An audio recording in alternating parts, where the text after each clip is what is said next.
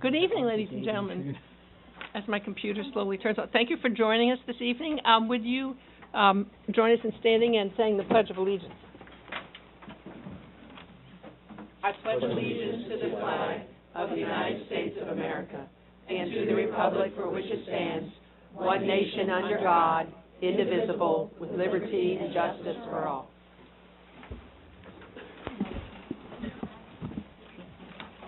It's my pleasure to welcome you to this evening's voting meeting of the York Suburban School Board. And it's particularly exciting to have such a large audience because we have so many young people whose achievements we're celebrating this evening. Ms. Mason, would you start with roll call, please? Ms. Bates? Here. Fryrick? Here. Ms. Leopold-Sharp? Here. Mr. Posnow? Here. Mr. Robinson? Here. Mrs. Schrader? Here. Mr. Sears? Here. Ms. Schaefer? Here. Mr. Tillman? Here. We would remind you, if you'd be kind enough, to turn off your cell phones, silence them if you have them on this evening. We have two times of public comment during a voting meeting, one now at the beginning of the meeting and another at the conclusion of the meeting. We do not have public comment before votes, so that if there's something that you're interested in speaking on about this evening's agenda that's a voting item, and if you don't have a copy of the agenda, they're right there on the table, I would encourage you to step to the microphone now and share your name and address and say your piece. And then there'll be another opportunity at the end of the meeting. So is there anyone who would like to address the board now as we begin tonight's meeting? I would. Oh, you might want to turn that. Oh, no, you're pretty tall. Sometimes we have I'm to turn. tall. Okay. It's okay. My name's Elizabeth Bryant, and I live on 216 Greystone Road, York, PA. Dr. Redding, I would like to respectfully address you and the board. I'm a senior at the high school. I'm asking you to investigate the intimidation that occurs regularly at the high school. My mother spoke at the September 25th school board meeting. She asked that an independent investigation be conducted into the intimidation and bullying from the previous administration. September 26th, I was approached by a high school teacher that taught me 2 years ago. She stopped me in the hall and said, "Does your mom really feel that way?" I had no idea what she was talking about. At that moment, I did not know what my mother spoke about at that meeting. I was hurt and angry. I wanted to find out what my mom said. After watching the York Dispatch video, I realized she said nothing wrong. She was defending the very person that was trying to intimidate me, a teacher. My mom emailed the board, my principal, and the teacher who tried to intimidate me. She asked that the teacher address any issues with her and to stop intimidating me. The only response came from the principal, who stated he would speak to this teacher. No follow-up or apology ever occurred. On October 27th, I was called to the office. The principal and a parent, a non-school employee, were waiting to speak to me. My parents weren't there and I was confused. I was scheduled to speak at the middle school the following week. I would be explaining to the staff how the Impact Closet can help the student at the middle school. I'm in charge of the outreach project with another student. The principal and this parent began by saying they wanted to counsel me on what I was going to say to the staff. The two of them proceeded to tell me the staff was offended by my Facebook post I made in September. My post was me asking the administration to look into the wrongdoings of our former superintendent. I realized my post was impulsive and I was punished harshly by my parents. This post was only up for 30 minutes before a current YS employee told me to take it down. My Facebook post was my First Amendment right to freedom of speech. Unfortunately, I don't have that right as long as I live under my parents' roof. I realized today that the principal broke the law. The principal should have never spoken about a private school matter involving me with this parent. She is not a school employee and had no right to counsel me about my post. I am a student with an IEP.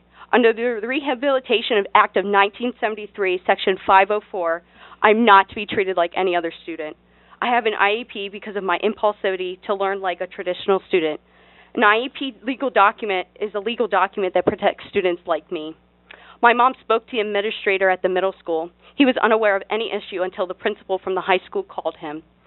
The principal called the middle school administrator after my mom sent another email requesting them to stop intimidating me. The middle school administrator did some investigating. What he found out was it was one teacher who had a conversation with the York Suburban Education Foundation president. It was not a widespread issue with anyone but one teacher.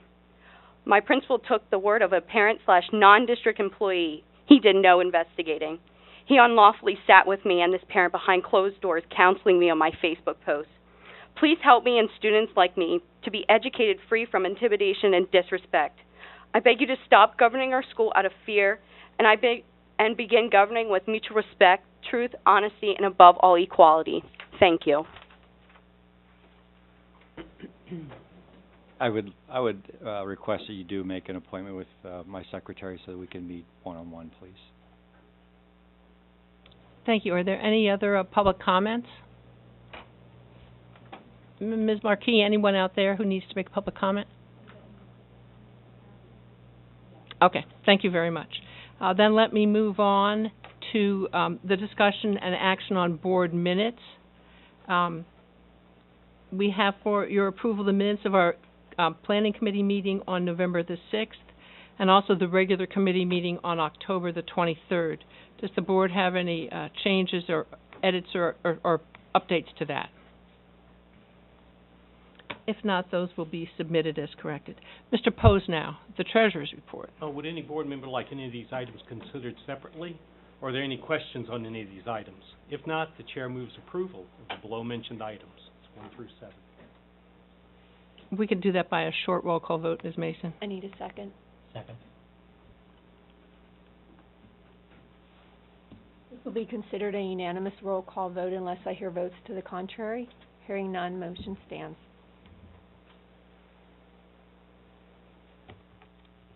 And moving on to item B, Mr. Posnow.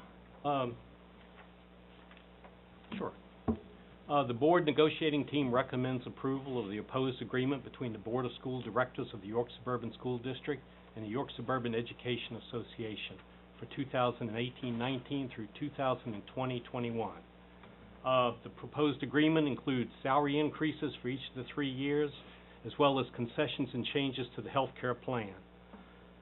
I would mention that as we went into this, there were several goals on both sides. The primary goal was the need to change the direction of the cost of health care within the district. It was moving toward an unsustainable rate. The association worked with us to address that. We now have a high deductible health plan that addresses some of these shortcomings. The salary increases would be 2% per year, which is in line with county and with the region, and actually a little lower than many of the districts. We are supporting the deductibles as we move into the highly qualified deductible plan over the next 3 years, and we remain consistent with our spousal options so that spouses that have employment elsewhere are paid a penalty to be within our system. As we did this, we wanted to focus on, one, bringing costs under control as best we could, and at the same time recognize the performance of our teachers and the district students. In doing that, we wanted to make sure that they were compensated fairly without breaking the district, and also give them an opportunity to not only be covered for a cost of living, but also to look at how their opportunity for professional growth was allowed to proceed. So we think this is overall a fair plan. Nobody got everything they wanted, but I will open it up to the group with that. Ms. Mason? Second. Is there discussion? Mr. Sears? Yes, I put together a handout. Mr. Posnow has that. Somehow I ended up with it. I guess for me, this is, first of all, I want to thank the committee for doing the work they did, and I certainly don't want to minimize the name of this contract. Looking back on 10, 12, even 15 years of contracts and pay schedules, I guess the thing that I focus on is sustainability, for one thing, and the way we represent the information to the board and to the community. One of those that always gets my attention is the size of the pay raise. We talk about a 2% increase, but as you'll see when you take a look at the exhibit, for 3, I'll say, typical teacher journeys through the pay scale and through their employment with Suburban, and this would hold with virtually any district, figured let's go back 5 years. So I anchored this thing at the 2015-16 school year, And the first exhibit focuses on something I'm calling a rookie teacher. If we hired a teacher in the 2015-16 school year with a bachelor's, step one, the salary was $51,425 to start. And that walk-through salary, if you take a look at the column, it says ed level and step, moves from BS1 to BS2, BS3, and then I'm saying, let's say there's some progression to the right so that that teacher achieves a master's at 4 and then holds that level of education through years 5 and 6. So that 5-year span of time, salary increase goes from $51,425 to $73,150, which is way, way more than 2% per year. The cumulative increase is 42.2%, and the big jump, of course, and I think we all recognize there's value in these advanced degrees, is about an $11,600 raise from one year to the next. And to represent that to be even close to 2%, I think, is disingenuous. The second case I'm calling a mid-career teacher, and we'll say this is somebody who starts in this 5-year walk at a master's with in the 8th year on the 8th step and moving toward an MS plus 30 at 13. The salary there goes from $68,600 to $86,900. That's a cumulative increase of $18,000 over that period of time and a 26.7% increase in pay. Now, I understand the way that the matrix works. If we take 1 year's matrix and compare that to another, we might say there's a 2% inflation built into that. And so I'm kind of, as I always seem to be on that, confused as to how that representation always plays out. At the very top, which leads to another of the issues that I think we as a school board and school boards around the state have failed to recognize, is that the teachers that are in their senior years, and in this case I'm starting with somebody that's MS plus 45 and 18 and working toward doctor at 23. We all know that the salary increases compress as they get older because the jumps aren't as big. They're still substantial, but they're not anywhere near what the mid-career and rookie teachers or young teachers would get in terms of percentage increase and even in terms of dollar increase. And I find that to be a little bit, it's interesting to say the least. The teachers that are the most senior and the ones that have the highest degree of education are the ones that get the least amount of increase. And I think that's something that happens because the statewide tendency has been to take 25, 26, 27-step contracts and compress them to 14 or less, somewhere in that time frame. So teachers can max out by the time they're 35 or 36 years old, and they still might have 15 to 20 years left in their careers with no step increases. So I would, now that this is done, at least look in the mirror and say, let's consider doing something that has a little bit more recognition and respect for the senior teachers and that doesn't have quite as much acceleration on the early end. And looking at it from the standpoint of cost of living increases in the general economy and our, again, not just this district, but districts throughout the state, admitting that we don't have the resources to sustain these contracts because we continue to raise property taxes. We've got to understand that for every dollar that we award in salary, we're going to be paying about $1.40 or $1.41 out of expense to cover just the pension and the Social Security piece. Understand that we get some reimbursement, but it's all tax money. It comes from someplace. And so that is what I'd like to share so that maybe down the road we think more strategically about how we structure these contracts, and that as John was talking earlier about recognizing professional advancement, we find a better way than just saying if you have more education, you get more money. We need to take the challenge somehow to determine whether there's really a way to evaluate performance of our teachers and use true performance instead of a proxy for performance. Thank you. I guess the only well, no, it won't be the only thing I'll say because I can't say one thing. And I wouldn't expect it. First, I'm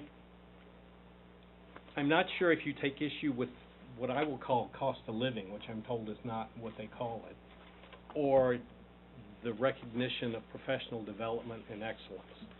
But that aside, I would say that at least for York Suburban School District, our students and teachers and parents have delivered the highest performing kids in the county and in the state.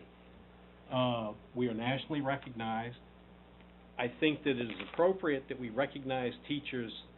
Right now, it's done through their professional expansion, their professional growth, as well as the cost of living. I don't like the concept of tying the two together, so I think it's not accurate to say that their annual increases are bigger than 2%. We're talking about two different things here. We're talking about a cost of living, and we're talking about a recognition of performance and excellence. So I support where they are. I will agree with you that the matrix is compressed, but that is a statewide problem. That's not a York Suburban problem. That's one that we did on our own. That's not a mandate. But it is consistent. If you look across the county, we are in line with the rest of the school districts in the county. And in fact, if you look at ADMs, if you look at the size of the school districts and you look at performance, we have a lower cost per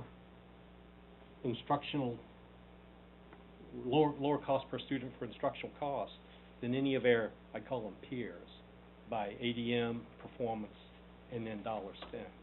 So I agree that the state has placed, the way the state forces funding of education places a burden on the taxpayers. At the same time, we have an obligation to both the community and to the students and the teachers to recognize excellence and to maintain their position. So that was my one thing. Well, that's a good thing, and I would submit that if we did the exercise that I did here using the old contract and the new contract, that the 3 years of the new contract, had they not been any different than the schedule in the old contract, would have achieved exactly the objectives that you talked about. It still would have rewarded for cost of living, and it still would have recognized professional development. I disagree. And I'll be happy to run the numbers at some point. Ms. Shader. Yeah, just as a matter of practice, I think in the past we've had the request that if a handout like this is generated from an individual board member, that be noted on the document, because when I put this in my files and I'm digging through and 3 or 4 years and I wonder, was this administratively generated or where did I get this, it would be helpful if in the future we would document who created the handout. Any other comments? Ms. Mason, Ms. Bates. I'd just like to thank the committee and the YFCA for both coming to the table and meeting quickly. Well done. Anyone else? I would, Ms. Schaefer. I was just echo that. I know, there were lots of long, late meetings on both parts, and appreciate the congeniality is not the right word. The fact that both sides were able to not completely get what they want, but still come away both feeling somewhat comfortable with what they got. So I would just echo those accolades that Ms. Bates shared. Anything else? Mr. Toman. So I'd like to thank the committee also. I think they did a fabulous job on this. But I think Mr. Sears' lesson here on the numbers makes some sense to me. And I think in the next time we come up to a contract, we should look and see if we should shift the paradigm of how this pay structure is done. Because this doesn't look like anything in the real business world that I'm aware of. Thank you. Anyone else? I want to take just a moment to extend my thanks for the extraordinary amount of work that Ms. Mason did to run the numbers for us, to repeatedly come up with more information for us, and to serve as our liaison with AIA, our healthcare consultants, to answer a myriad of questions that both the board committee and most especially the association committee had, and also to Mr. Posnow, who did an outstanding job of walking the line, listening to both sides, and brokering this contract. And thanks to Mr. Dara standing in the doorway as a representative of YSEA. If there are no other comments, Ms. Mason, would you do this as a roll call vote, please? Tillman, Yes. Schrader, Yes. Posnow, Yes. Sears, No. Schaefer, Yes. Fryrick, Yes. Bates, Yes. Leopold Sharp, Yes. Robinson. Yes. Anything else, Mr. Posnow? I think I'm done. All right, thank you very much. Let me move on to the board president's report. It is my duty to report that we met following our planning committee meeting on November the 6th, an executive session that's allowed by Section 707 of the Sunshine Act for purposes of discussing personnel and contract negotiations. No official action was taken. And now it's my most pleasant duty of the evening to acknowledge the 8 National Merit commended students who are with us this evening with their parents. And normally, students come up and we take a pose for a picture here. I think that's going to be very difficult with as tight as the room is this evening, so I think I'm going to go over closer to the doorway and ask the students to meet me there. And it won't be the best possible photo op, but maybe if we stand in front of the wall, at least you won't have the doorway. You get through. This class has had an amazing academic recognition on the national level. We had, thank you. We had 4 National Merit, would you hold those? National Merit semifinalists, 2 National Hispanic semifinalists, and now 8 commended students. So if you come up and I'll be glad to present you with your certificate. This is my cheat sheet pronunciation. The first recipient is Ann Basquill, and she is the daughter of Mr. David Basquill and Dr. Barbara Black.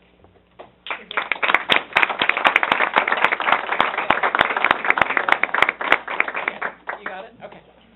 Thank you. The second recipient is Tanner Haynes, the son of Mr. Robert and Mrs. Sandra Haynes.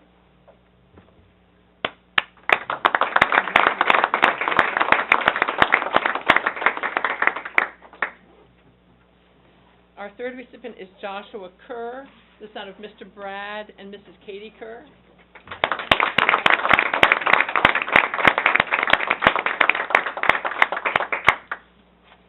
Fourth is Van Cook, the son of Mr. Can Cook and Ms. Nuyet Truong. Yes. Is that okay?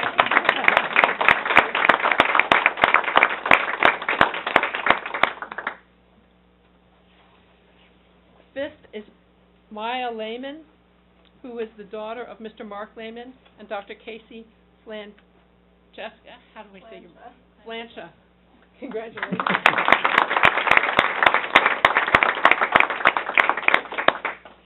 Next, Caden Meir Young, the son of Mr. Gerard Young and Ms. Shema Meir. And he is not here this evening, which is why that note says that right there. But anyway. Catherine Mooney, the daughter of Mr. Kevin and Mrs. Heather Mooney.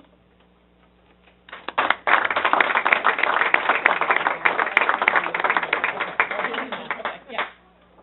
I'm going to hold it up so it could be in your mom's photo. Thank you. Okay, congratulations. And last but certainly not least, Peyton Stewart, the son of Mr. Robert and Mrs. Melissa Stewart.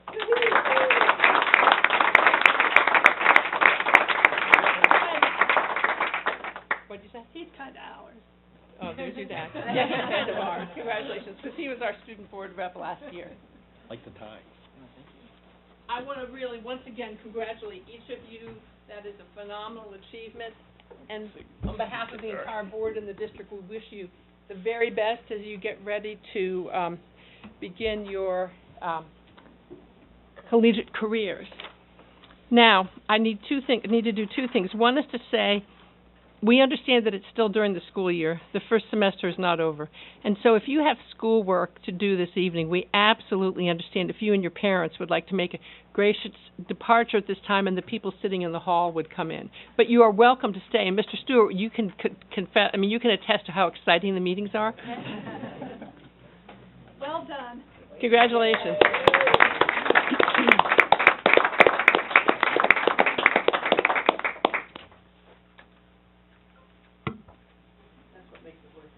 Absolutely. A lot of recognition. Yeah, yeah. Brooke, whoever gave me the note, thank you. Changing the stand, huh? Oh, yeah, you don't have to stay, Peyton, we understand. You want to stay? Okay, fine.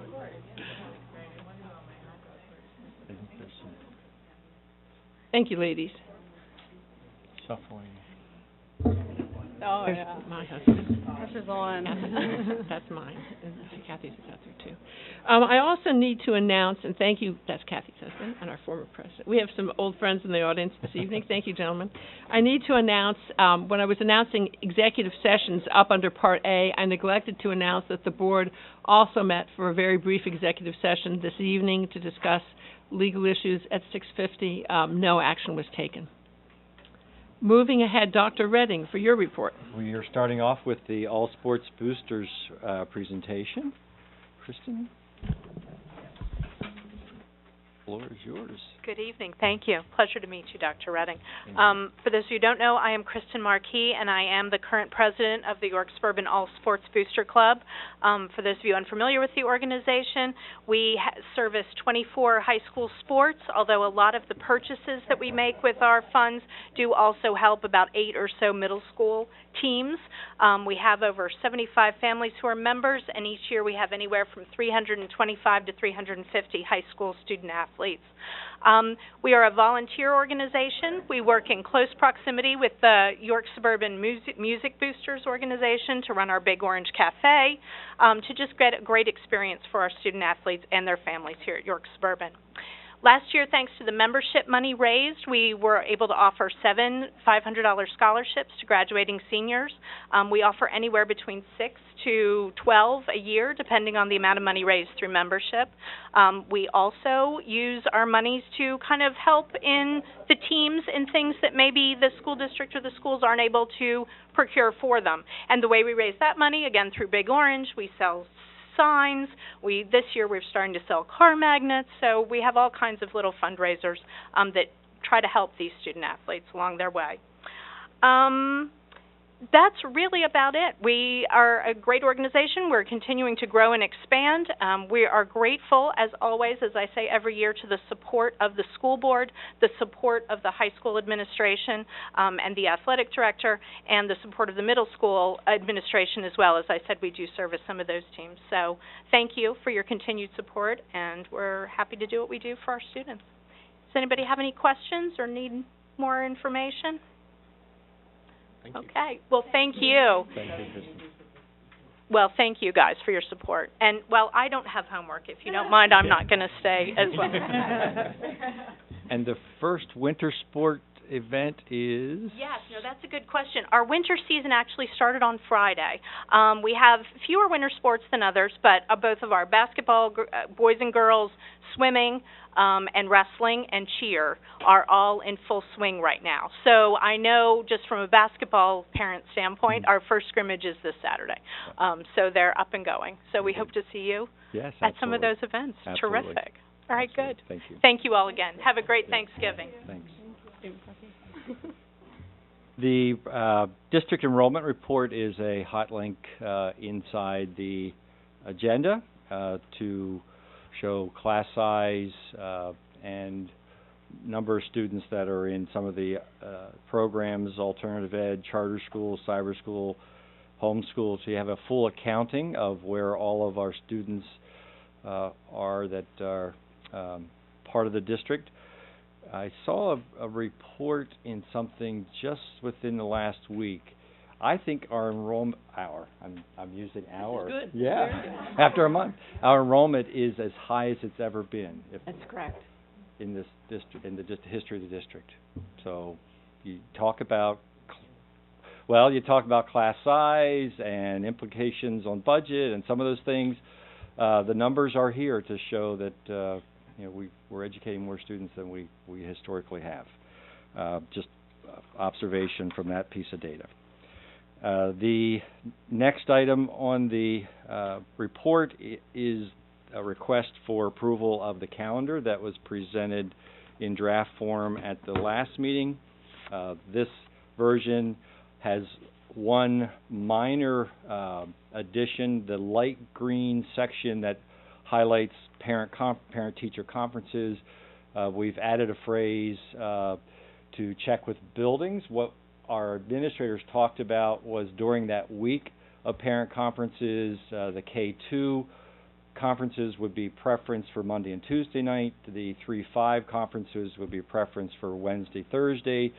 Friday is a day where all the buildings plus middle school has conferences, so we really wanted parents to check with the building to make sure that they understood which night or nights of that week applied to their building, since we have parent conferences going on throughout the district. But there were no other revisions made to the draft calendar that was presented at the meeting planning session.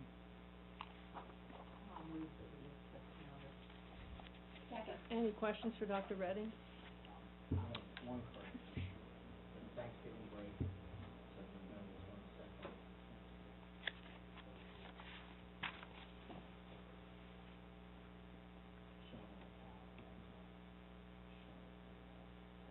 Well, it should be through The description. November 22nd through the 25th. Okay. Yep, we can do that. Thank you, Mr. Toman. Ms. on a short roll call vote. This will be considered a unanimous roll call vote unless I hear votes to the contrary. Hearing none, motion passes. Make a comment. I'd just like to say that it warms my heart that we don't even question anymore that commencement is on a Thursday, so thank you all for that. That was input that we received.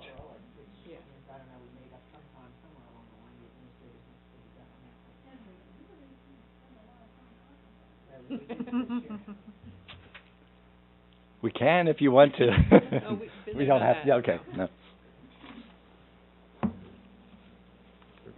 There was a vote. Did we vote? We vote. Yes, this discussion was Oh. after the vote. Okay. It passed. Okay, very good. I want to yield part of my report time to our two building administrators that are here. Dr. Greg Gully, principal at Indian Rock. A couple comments from him, please. Well, thank you for the opportunity to speak with you this evening.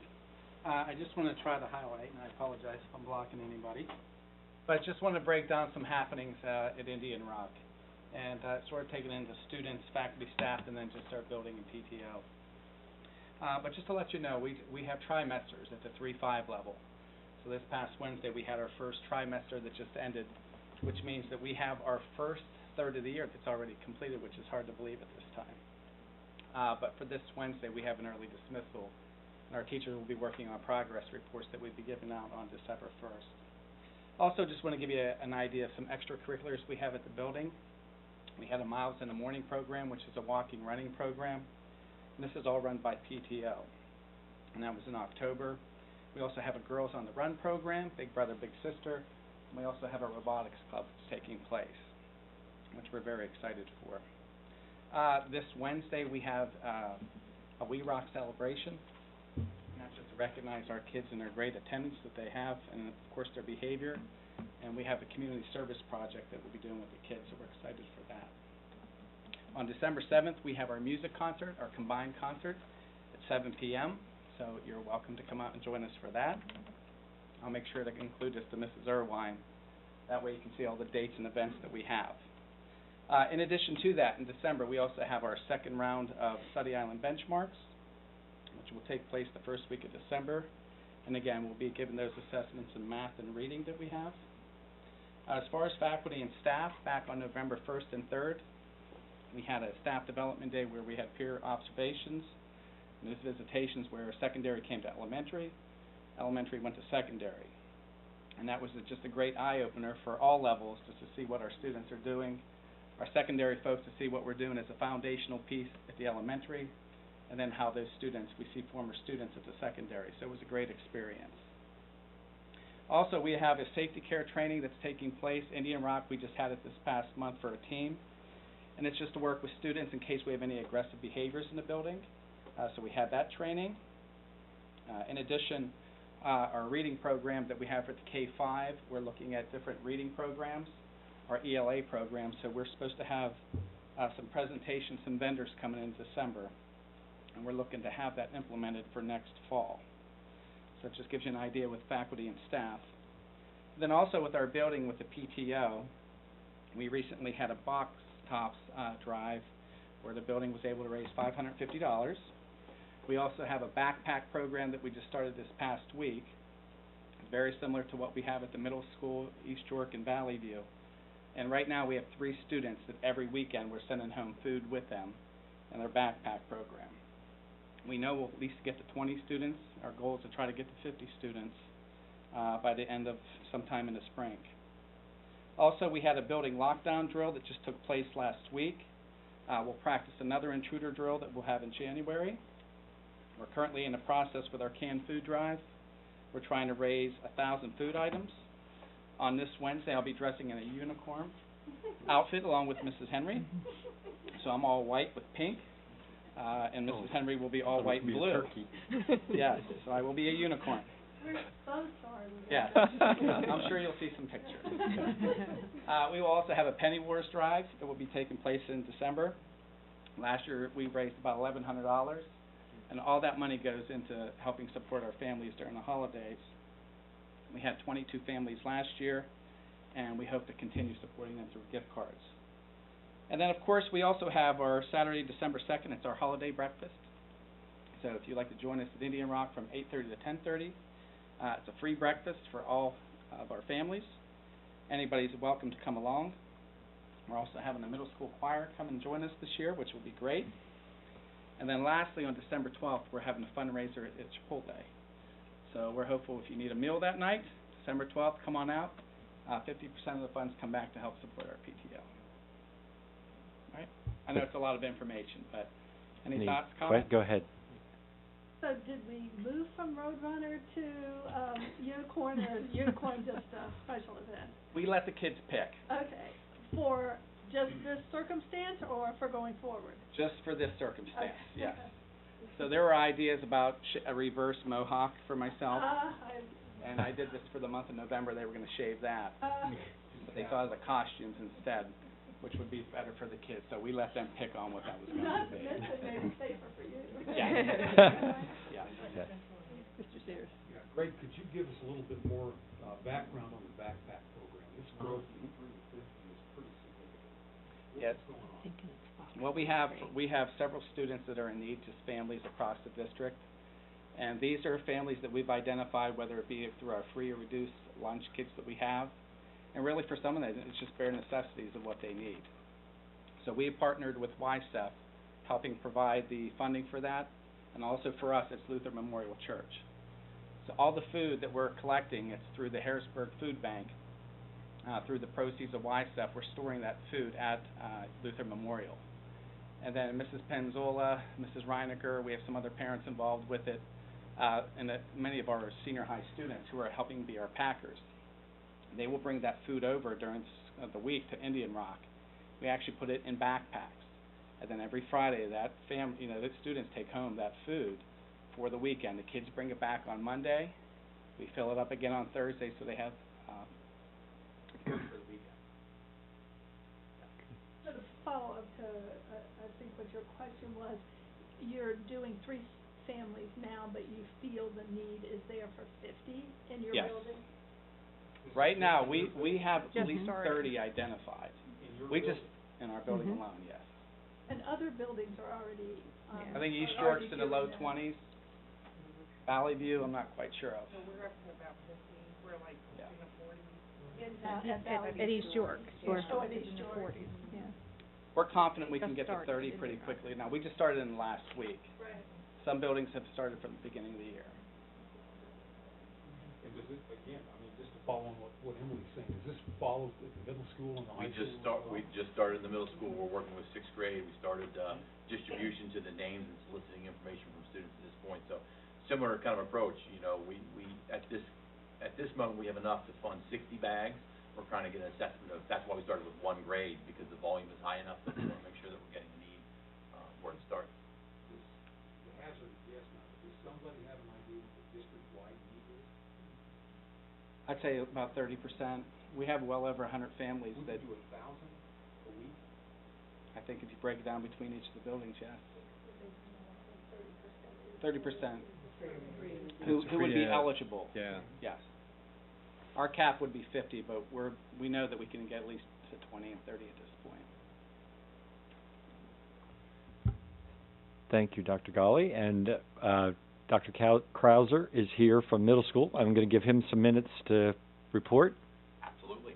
Well, thank you very much. And certainly, I love to talk about the middle school awesomeness. So I tried to figure out how to do that. I thought I'd pay a little tribute to Dr. Gully, fine colleague of mine, continuation with that RE-ROCK philosophy, and just kind of lay an acronym down of how the middle school rocks. So we're going to stick with that R-O-C-K to talk about the middle school tonight, kind of celebration, and being thankful for all the work they do at Indy Rock with our thankfulness theme this month. So number one was R for recognition. On November 10th, we started our school day in preparation for Veterans Day on Saturday with active veterans, as well as we had veterans all the way from World War II to current veterans, current employees that are veterans, and the students arrived at school that morning shaking hands, slapping high fives of veterans. We then moved into a school-wide singing the national anthem and a collective pledge of allegiance, just to bring that awareness to where we are and how we celebrate Veterans Day. So it was a great way to get things started with recognition. That was number one.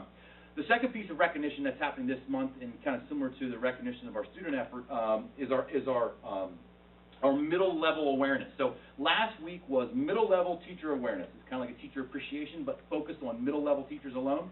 So the students of the middle school, the outstanding group that they are, picked a secret pal from a staff, everybody in the building, and they surprised them each morning with words of wisdom and inspirational pieces. And I have to say, I was fortunate enough to have an outstanding secret buddy. Mr. Tillman might know that person very well, but I was lucky enough to have an outstanding one. And it was a great way just to build that bonds between the students and the staff when we celebrated the students and staff last week with middle level appreciation. So moving into O, we're also talking about outstanding effort. Tomorrow we will celebrate our second marketing period, our first marketing period, a Student Excellence Award, which celebrates the hard work and effort for students when it comes to academics and behavior. We have a full-wide behavior kind of celebration in the cafeteria for students, and we also have an academic celebration in the auditorium. So it's another way to, again, demonstrate and celebrate their hard work and effort. The C for us is a unique celebration that I want to share, and I kind of titled that Coupling Corporation of America. And what I mean by that is we have a county-wide competition unfolding right now, and it's titled What's Cool About Manufacturing.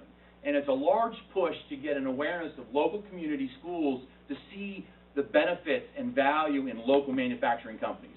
And the company that we got teamed up with is the Coupling Corporation of America that does high-end couplings.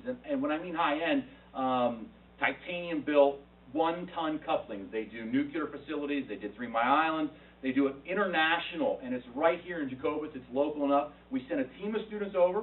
They spend the day with the corporation. They film what goes on there, what happens, how the manufacturing unfolds. Then they come back to the school. They produce that into a 2.5-minute video to celebrate that local manufacturing, to celebrate all the work the employees do in it, and then work with how we produce a video, how we celebrate content. So it's a great opportunity that we're working with local manufacturing groups.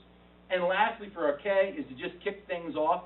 This week, the secondary schools will be kicking off lunch for our students on early dismissal. This is the first time we've served lunch on an early dismissal day for the 11 years that I've been here. So we're really excited about that. That means when students leave on an early dismissal day, they all have an opportunity to have a meal. So on those half days of school, we can serve both a breakfast and a lunch to ensure that those students don't go home without a lunch that day. So certainly excited. We'll be doing that both at the middle school and the high school. So that's how the middle school's been rocking it the last few weeks, and eager to share it. Thank you very much. Questions? Questions? So not unicorn, but anything else? They shaved my head. Oh. They did that years ago, and it hasn't grown back. I'm stuck with it. I'm warning them where it's going. Thank you. Very good. Thank you. Thank you, Scott. Those are the reports. Thank you very much. Ms. Mason, we'll move on to the business office report. Thank you. The first item, the administration recommends board approval of the transfer of $115,000 from the food service fund to the capital projects fund. This is to reimburse the capital projects funds for the food service equipment that was installed at East York Elementary that was planned to come from the food service fund. Second. Any questions? That can be a short roll call. This will be considered a unanimous roll call vote unless I hear votes to the contrary.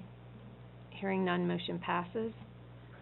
I'd like to group the next three items together, asking for board approval of advertising and soliciting of bids for the roofing project, the stage project, and the Phase 1 of East York project.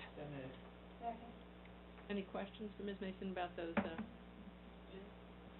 We haven't, it's not the just, bids, but about your advertising, the bids? That can be a short roll call as well. this would be considered a unanimous roll call vote unless I hear votes to the contrary. Hearing none, motion passes. The last item, the administration recommends board approval of the resolution to recognize the East York Elementary School PTO as a civic and service organization as required by the Local Option Small Games of Chance Act. This is needed by the PTO so they can submit their paperwork for their handbag bingo fundraiser to be held on December 2nd. So moved. Second. Any questions? That could be a short roll call. This will be considered a unanimous roll call vote unless I hear votes to the contrary. Hearing none, motion passes. Informational items, there's two donations. The one from the Trojan Wrestling Club for warm-ups at $724.90, and a donation of 3 motion sensor towel dispensers totaling $180. You have the food service dining review report attached and the sales activity report for the food service. Any questions on them? I have a question. The Trojan Wrestling Club, is that, I perhaps should have asked this question when Kristen was still here, but are they not involved, are they not under the umbrella of the All Sports Booster Club? Are they separate? It is a community group. It's not part of the boosters. Oh, it's for the little kids? Correct. Oh, okay. All right, that clarifies. Sure. That concludes my report. Thank you. Ms. Atkinson, student board report. Yeah. Student rep report. All right, so Dr. Gully and Dr. Krauser clearly did a really good job explaining what's going on at the middle school and elementary schools, so I'll try not to repeat too much of what they said. But at the high school, or all over schools, it was American Education Week last week, and so I know at the high school, the sophomore student council class provided a lot of small tokens of appreciation for the teachers. So I know one day they got a flower, one day they got an apple, they got bagels for breakfast, and then on Friday they had free Jimmy John's for lunch. So those were just small tokens of appreciation from students. And then all of the fall sports have officially wrapped up. The cross-country girls came in 11th place at states.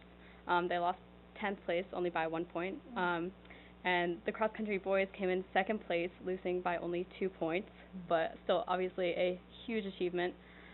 Bryce Ohl finished 2nd individually at the event, and Jarrett Rudensky was in the top 10, so they had a phenomenal season. I'm sure Peyton can talk or test that, so all good.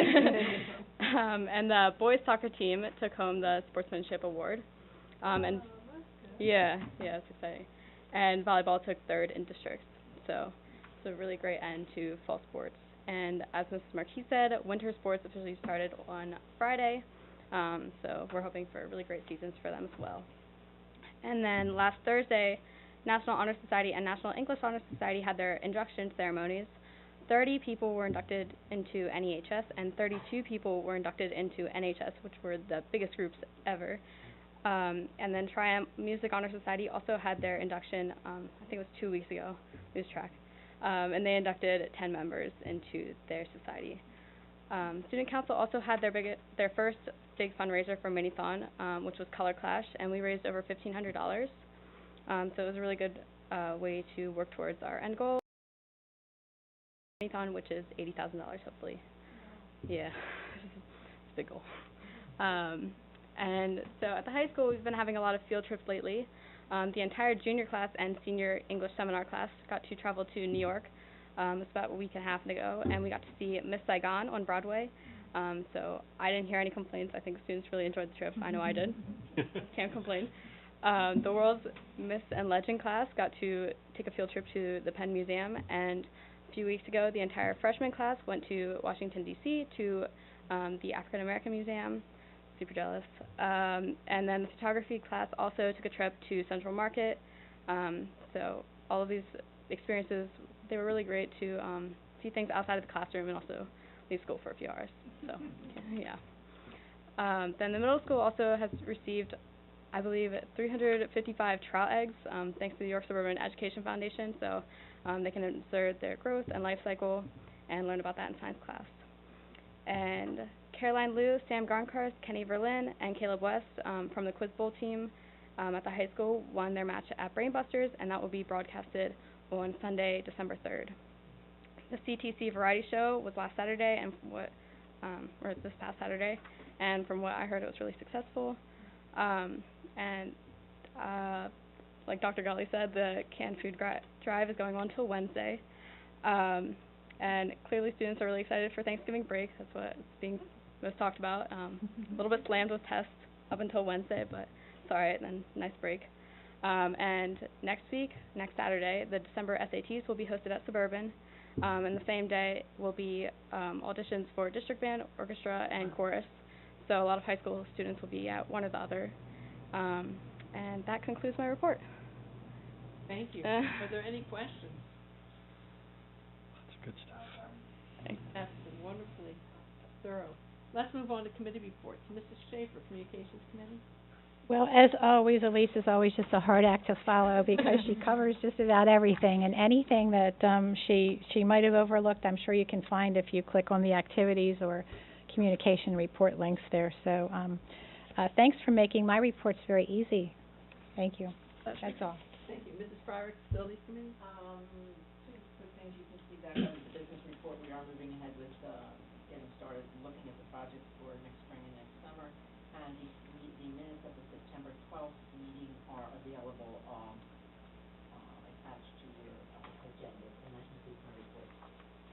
Thank you. Ms. Bates, the Personnel Committee. Thank you. The first one is a recommendation which is coming out of committee as a motion, asking the board for approval of a $5,000 stipend for Corinne D. Mason. That is to be 100% salary deferred to her traditional 403B for additional administrative duties and responsibilities on behalf of the district during the 2017-18 school year. Is there any discussion? Ms. Mason, could we have a roll call for that, please? Schrader? Yes. Posnell? Yes. Bates? Yes. Robinson? Yes. Leopold Sharp? Yes. Schaefer? Yes. Sears? Yes. Tillman? Thank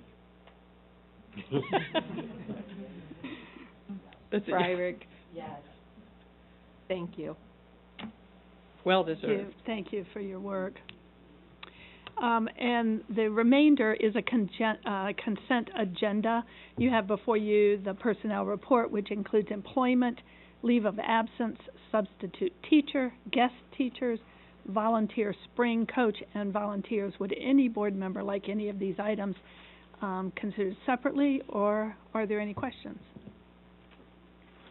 Hearing none, do we need, I guess we need, that would be a motion out of committee, so we need a second. Ms. Mason, we can do this as a short roll call.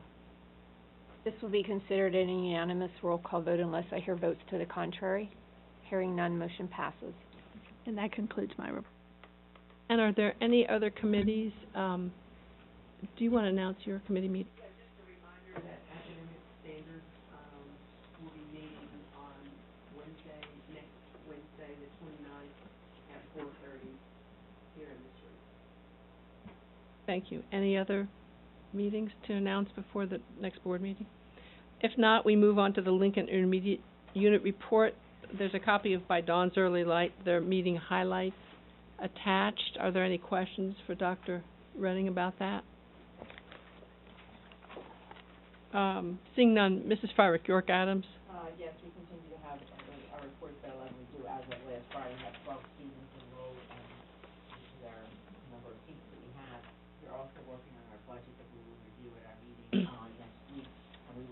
expanding into the district, so sometime in January when we pass it, we don't need till towards the end of January, we will be getting it back. And I think probably Dr. Greenhouse will present it to the superintendent, I would imagine, probably earlier in the month, so that we have ability for that.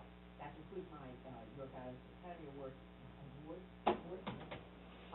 One other thing that I do is the Lincoln Intermediate Joint Authority, which has responsibility for the York Learning Center, which is the old Central High School. I should say that we do every other month. We are looking for, and I think they have hired someone new to do the coordination and work at the center since the long-term person retired. Their budget looks very good, very outstanding, and we don't see any additional expenses for the district in the coming year to maintain that budget, hopefully. That concludes that. Thank you. Thank you. Question on that. Where are they with the lighting project? Going into phase 3 or in the middle of phase 3, somewhere in there. We're working through that. We're really close on that one. Yes. Any other questions? Ms. Mason, anything from the York Adams Tax Bureau? I do. We met on October 30th. The Bureau's collections so far through the end of the third quarter for 2017 are up about $12 million. It's a 9% increase from last year, and they attribute it, most of it, to their aggressive collections. Wages have increased about 2 to 4%, but the bulk of it is just from their aggressive collections.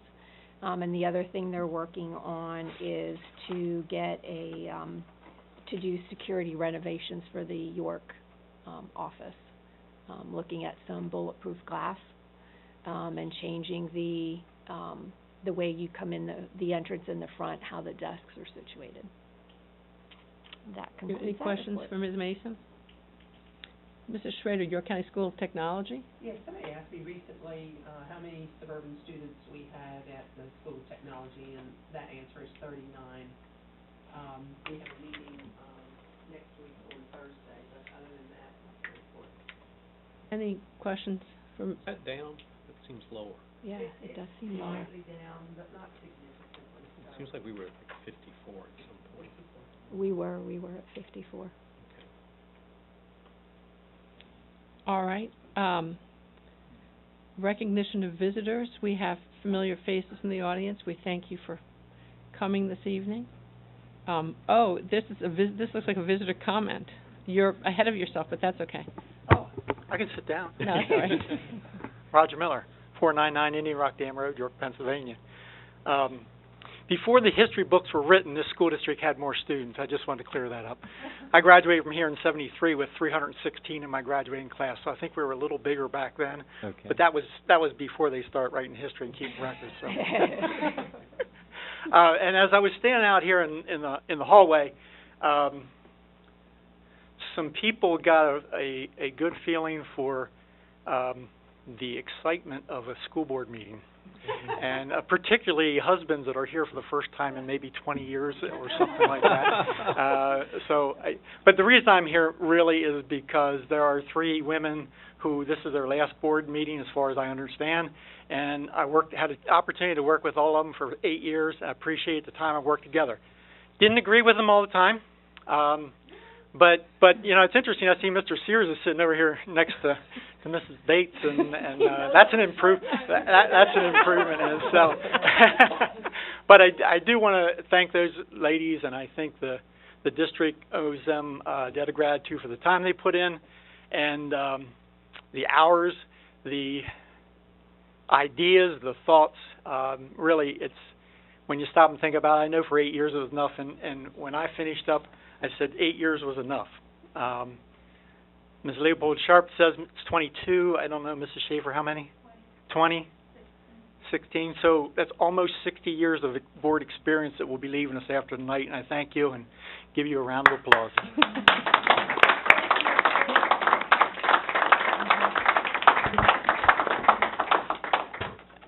Thank you, Roger.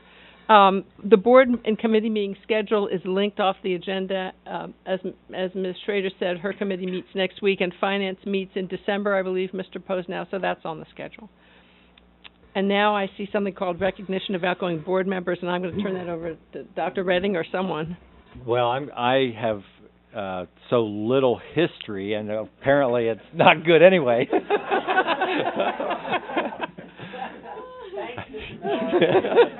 But fortunately, Ellen had stepped up and said she would be honored to make some remarks to honor our retirees. So I'm going to turn the floor over.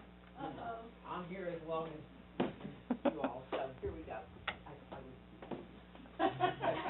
Well, here we are, Lynn, Kathy, and Emily. In the theater, they would call this your final curtain call. In sports, you might refer to this as your final race or a game. Hopefully, you have reached your PB, your personal best. Whatever the term we use, finishing what by any standard is a long and storied volunteer career is an outstanding accomplishment. Make no mistake, it is a volunteer position. This is a milestone evening for you and for York Suburban. I've chosen to call you the YS cohort of 58. Cohort being the educational term bandied about, referring to a group that is together for a period of time. In your case, almost 60 years, as Roger just said. Lynn at 22 years, Kathy at 20, and Emily at 16. You have become the maven, experts on what goes on board members for PSERS, personnel, and policy. Not bad for a group of women who decided each on their own to contribute to the community by serving on the school board and work so hard to continue, even in the 2013 election, lest we ever forget that experience. You have each seen your children go through the York Suburban system with all kinds of honors and activities to continue their education and go on to careers and lives across this country. Truth be told, you have seen yourselves change. You now all need glasses to read what was so easy to do when you first started on the board. You learned over the years a whole new vocabulary and pages of abbreviations and initials for words that easily are now part of your speaking when we talk about our programs and operations. ASOP, Act 1, ELL, ESL, IEP, STK, PSDO, PSDA, PASS, RKTL, YAA, YARCS, YSES, DFS, PLC, DHS, PTC, and the ones never to be forgotten, PSSA, ESON, and EVAS. During your tenure, the phrases data collection and data analysis have become ever present. You have worked with 3 superintendents and an acting superintendent. You have worked with 4 business managers, 6 high school principals, and numerous other building administrators. Only 1 director of facilities, Forrest Barry. We have had a lot of retirements, and an icon, Buddha, retired last year ahead of all of you. Interestingly, though, you have worked with only 2 administrative assistants to the superintendent, because YS has only had 2. The late Deb Clint and our current and very prized possession, Wendy Irwine. Yeah. There have been more upgrades and improvements to the buildings than you would have ever imagined, most recently adding security measures to the buildings. And over the last 20 years, HVAC changes, fully air-conditioned buildings, thousands of square foot of roofing, chiller replacements, window replacements, inside and external doors, carpeting put down, carpeting taken up, lighting changes. Biggest, I would think, has been the far-reaching effects of technology, both in the classroom and in the overall management of the district. Blackboards, smartboards, whiteboards, no boards, computer labs, computer carts, early computer skills, and now one-on-one computers for almost all of our students here at York Suburban. And with technology came the use of technology for the board.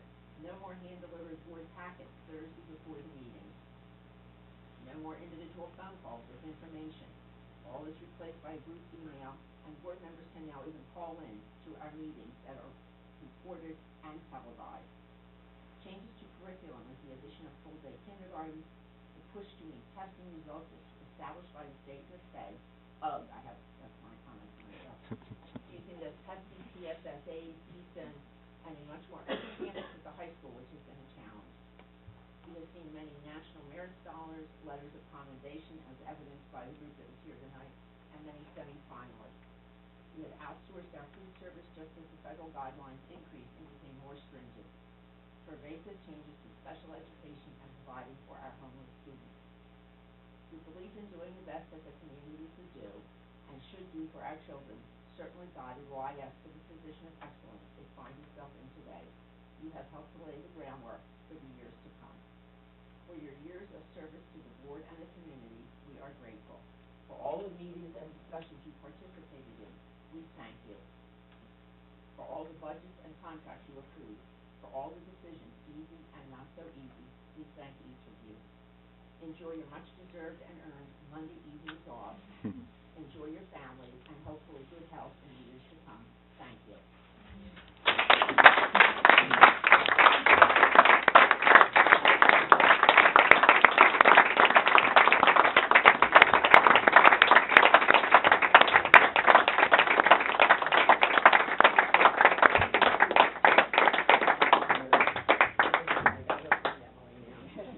Emily, can you make your way over to this corner? It'll make a good picture.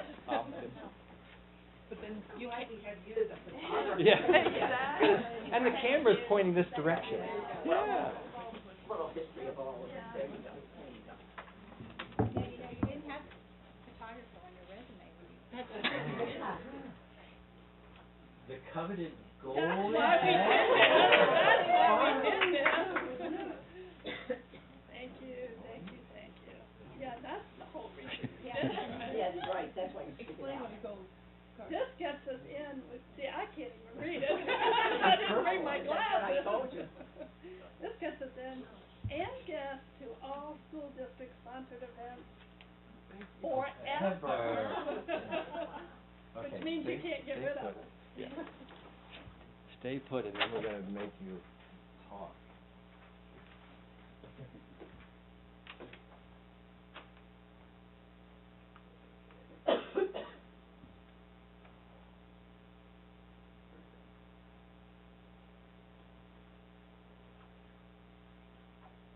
And before, I mean, I have not had the length of service here, but certainly I know what being a school board member is like, and to have folks dedicated to that long-term service is really an asset for York Suburban. Certainly, as Ellen summarized, the last 20-some years and what we've gone through in public education, to want to come here every Monday night just about to do the business that's good for kids takes a lot of determination. So thank you on behalf of the district. Thank you. Thank you. So you're up first. Thank you, Ellen. My pleasure. Laying that out. I'll now put on those glasses that I didn't use, and I do have just a couple of comments. In early 2001, I was selected to replace Larry Fitzgerald, who had moved out of the district and was therefore ineligible to fill the board. Lest it seem like I've been around for a long time, I'll point out that there are 3 others at this table that were there at that time, which obviously Ellen has already explained. I'm actually the baby here. Looking back, I think I came on with a pretty cocky self-assurance. After all, I knew the district well. I had 3 elementary-aged kids, was active in PTOs and youth sports, so what didn't I know? As it happened, my first meeting was a regular monthly voting meeting. One of the agenda items involved a matter that, surprise, I didn't know much about. When it came my turn to vote, I abstained. With the remaining votes tied, my abstention was in essence the deciding vote. It was my introduction to what has become a guiding principle for me. You don't know what you don't know. It turns out that this work takes time, effort, and a lot of irritating questions. But I guarantee you that was my last abstention. I mention this only to comment on the inevitable evolution that I think occurs in school board members. I joined the board with the thought that I could bring my passion for public education to the district as a force for good and improvement. And I believe that I did contribute throughout my years. but I also believe that I grew as an individual beyond just this through those years. And for that, I am thankful to York Suburban. I've worked with 18 board members, 4 superintendents, 3 business managers. You guys have one on me. I've seen up close the remarkable things our teachers are doing every day in each building. I've gotten to interview 6th graders for BizTown jobs, read to Valley Viewers, serve lunch at Indian Rock, hand out ribbons at Orange and Black Day, and present each of my children with their high school diploma. It's been fun. Well, except for missing March Madness finals every year. That's this calendar. I'm very proud of all that YS provides for our community, and I'm proud of the leadership that this board has shown. This is something that I do know. Finally, I want to give special thanks to Vince Henry, and since he's not here, I'll make my remarks available for Mr. Miller. Special thanks to Vince for somehow never requiring a new email password from me. I have to assume it was because my current and only one was so well designed, and not because he didn't think I couldn't handle the disruption. Regardless, I'm thankful. And I have to say, since Mr. Miller's here, that's even with some people being notified that I didn't have a new password. Oh, and there is one last thing. The Farmer's Almanac is predicting warmer than normal temperatures. Let's keep our science curriculum going because that's worldwide. But above average snowfall. And now I'm signing off of that duty. Someone else. Oh, and there is one last thing. I will be reconvening at Crimson, and the first round is on me tonight.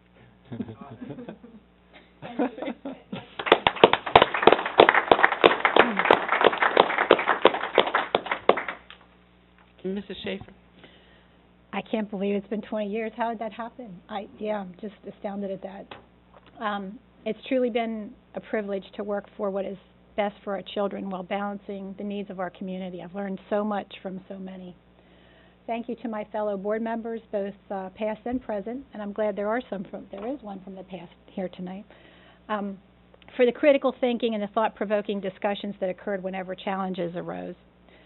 Thank you to both past and present dedicated and caring staff and administrators for what you did or do every day for the students and families of this community. It matters, and it's appreciated. To quote a fellow board member who's here this evening, sitting around the table, it's not like this everywhere. I believe we live in a community that supports the value of an exceptional education for all and expects nothing less. It's also been my honor to represent York Suburban at the National School Board Association Conference on 11 different occasions. It's quite an experience to attend that conference because there's typically 10 to 15,000 people there. Some of you have had that same experience. But also to just be part of such an amazing group of people and something so much bigger, working for the country's public education by dedicating their time to support and improve the lives of the children in their communities as well as the communities that they serve. Each year it's been invigorating to return from the conference with new ideas, and I know sometimes the administrators would just say, oh no, she's back. Anyway, I've always come back, though, with a deep sense of gratitude for what we have in our school community because it is a remarkable school community. It's not like this everywhere. I'm so very hopeful that when the 2019 conference rolls into Philly, many of you will attend. And as you know, not being one to be stingy with my opinions, it is worth your time to go. So you will absolutely come back energized. Don't hesitate. Go. Please go. Since I do not want to leave here carrying any baggage from my board experience, I'm sharing my fellow board members and incoming. How many conferences? The bag. Take one. Oh, I have all those under my bed. I didn't even think it was there. Take it out of my. There you go. I may even have one for our incoming board members. Go ahead. I have. Take one of these if you want. If you're really desperate, take another bag under your bed. Anyway, and to those incoming board members, a mantra first introduced by a fellow board member, and Emily mentioned tonight, it's a comment that we revisit very often. You don't know what you don't know. Yeah, think about that. So some say that serving on a school board is a thankless job. Are you fighting over the bags? I have, okay. I have them at home. I'll give you some. Anyway, some say that serving on a school board is a thankless job. I view it as anything but. Watching the faces, you're welcome. Watching the faces of the students and families at commencement has been an amazing reward year after year for all the late night meetings and for all the challenging times. Knowing that I've been able to have a positive impact, like all of us sitting around the table, on so many lives and futures is indeed humbling. Thank you to all and best wishes to all in the days ahead.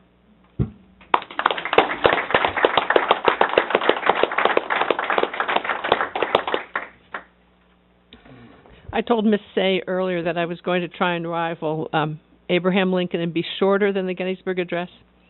So we'll see. It's been my profound privilege to serve the York suburban community for the last 22 years as a member of this board. And as one of our fellow former board members said recently, this is without a doubt the most rewarding volunteer experience I've ever had. And my volunteer experience is fairly broad. But it's also bittersweet. I am very happy that the incoming board members are so energized and engaged already. And I'll be very happy to spend Monday evenings at home. But it will be bittersweet to think that I won't be sitting around this table any longer. We've seen a lot of changes in the last 22 years.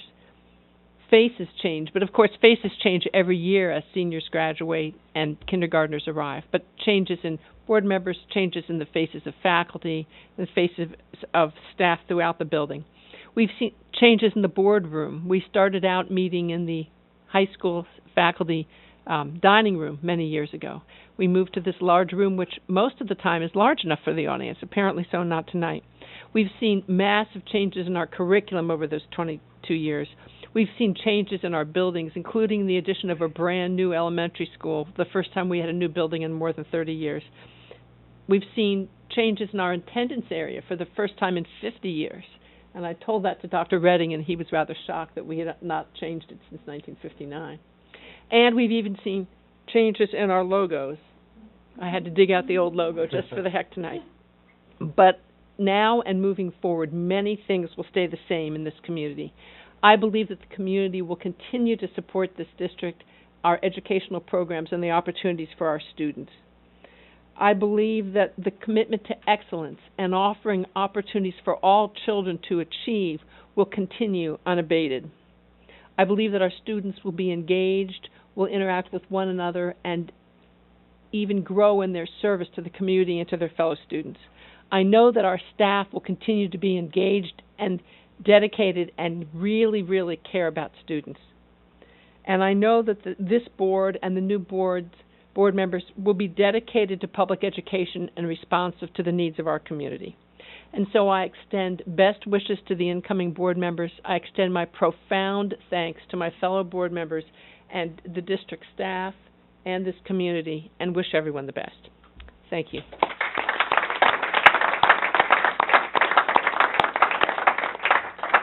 And now there's one last time for public comment. This is when I expect you to come up, Mr. Miller, but what can I say? Oh, a familiar face who's going to speak. Jonathan Stair, 644 Wheatland Drive. I just want to echo what Mr. Miller said and personally thank each one of you ladies, Kathy Schaefer, Lynn Leopold Sharp, and Emily Bates, for your service on the school board. I don't think anybody in the community has any idea how much time and effort this takes, and that's why I have never run for the school board. And I want to thank each one of you personally, too, for encouraging me to speak up, to share my ideas, and some of you have encouraged me to run for the school board, but it's not possible for me at this time. And my daughters are threatening to get me a T-shirt that says "The Public," so that when you ask for the public comment, that I can speak. But thank you very much, and I hope that I represent the community out there that appreciates the service that you have put and the time you devoted to this. Thank you very much. Thank you very much. And with that, I should have gotten the gavel out for the last time. Yeah. We stand adjourned. Good evening. Yeah.